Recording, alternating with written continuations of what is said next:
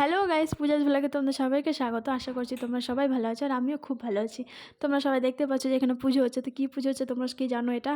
তো আমাদের গ্রামে হচ্ছে সূর্য পুজো। তো দেখতে পাচ্ছ কলা গাছ পোতা হয়েছে আর মাটি দিয়ে উঁচু করা হয়েছে। সেখানে দেখো অনেকগুলো ডালা রাখা আছে আর এখানে অনেকগুলো মানুষ আছে দেখছো। এরা হচ্ছে গোল করে ঘুরবে 7 পাকের মতো। আর ধুনুচি নিয়ে আছে মাথায়, ধুনুচিগুলোতে আগুনও জ্বলছে, আগুন জ্বালানো আছে। তো খুব কষ্টকর একটা উপাস। তো খুব ভালো লাগে, করতেও ভালো লাগে আর খুব কষ্টও হয়। তো তোমরা কেউ জানো এই উপাসটা হয় কোথায় কোথায় হয়? তোমরা প্লিজ কমেন্টে সবাই জানাবে।